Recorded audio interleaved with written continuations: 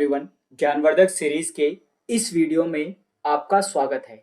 देखो भाई, इस वीडियो में मैं आपके लिए एक बेहतरीन क्वेश्चन लेके आया हूँ भाई। ठीक हो गया? ये 1991 और 2002 में नीट में आया हुआ क्वेश्चन है भाई। ठीक है, क्वेश्चन देखने में बहुत सिंपल लगेगा, समाया एकदम से क्वेश्चन पढ़ोगे ना तो लगेगा कि हो गया, लेकिन जैसे ही ऑप्शन देखोगे आप लोगों को लगेगा ये क्या है। ठीक है, तो देखो क्वेश्चन करते हैं। क्या पूछा है? General electronic configuration of lanthanide. Lanthanide का जनरल इलेक्ट्रॉनिक कॉन्फ़िगरेशन पूछ रखा है। ठीक है, याद रखना जो एफ ब्लॉक एलिमेंट होते हैं, किसकी बात कर रहा हूं? एफ ब्लॉक एलिमेंट्स की बात कर रहा हूं। ठीक है, एफ ब्लॉक एलिमेंट्स की बात। तो जो एफ ब्लॉक एलिमेंट्स होते हैं वो दो टाइप के होते हैं।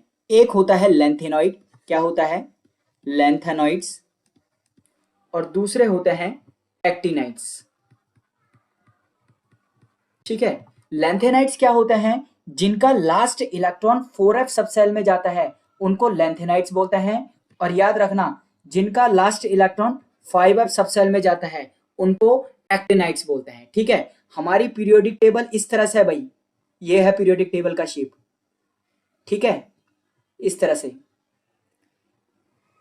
यहां पे s ब्लॉक एलिमेंट होते हैं, इधर p ब्लॉक एलिमेंट होते हैं, और ये बीच में यहाँ पे इतने क्या होते हैं? D block element. ठीक है, और यहाँ पे दो रो इस तरह से होता है भाई। ऊपर वाला जो होता है 4f सीरीज का एलिमेंट होता है, नीचे वाले क्या होता है? 5f।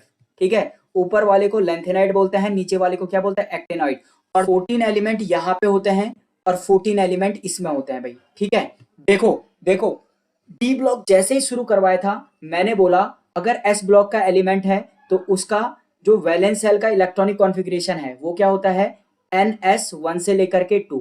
ठीक है, अगर p ब्लॉक एलिमेंट है तो उसका वैलेंस सेल लिखा जाता है इस तरह से, s में होते हैं 2 और p में होते हैं 1 से लेकर के 6 इलेक्ट्रॉन। ठीक है, अगर d ब्लॉक एलिमेंट है तो जो उसका वैलेंस सेल है वो लिखा जाता है NS और N-1D।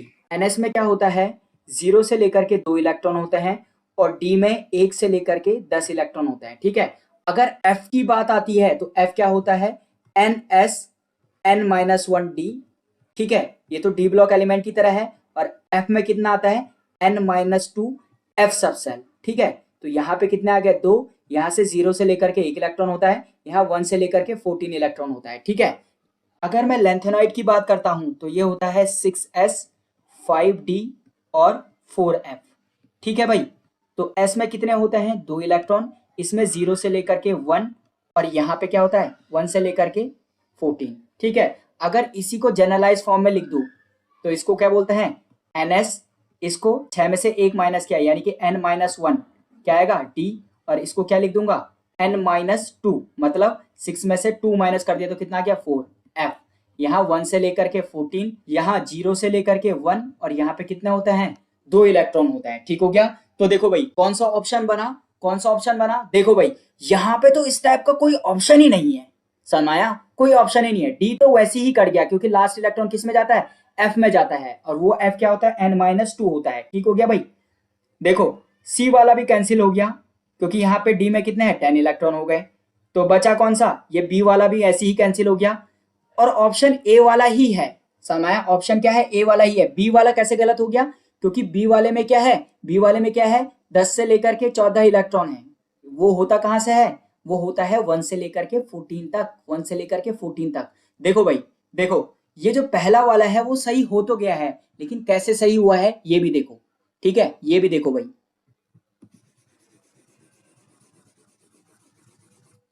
देखो अगर मैं सीरियम की बात करता हूं, सीरियम की Z इज इक्वल टू कितना होता है? 58। ठीक है भाई, तो 58 का मतलब क्या हुआ? देखो इलेक्ट्रॉनिक कॉन्फ़िगरेशन लिखो, 1s2 2s2 2p6 3s2 3p6 3d10 4s2 4p6, उसके बाद क्या हुआ? 4d 4f 5s 5p 5d और फिर क्या आ गया? 6s आ गया भाई। देखो भाई टोटल कितने इलेक्ट्रॉन हो गए? 2 2 4 6 4 10 10 2 12 12 6 18 10 28 2 30 6 36 10 46, यहाँ पे अभी रहने दो। देन 46 और 2 कितना होता है? 48 6 54 54 और 2 यहाँ पे एग्जैक्टली पता है। ठीक है, 54 और 2 कितना हो गया? 56।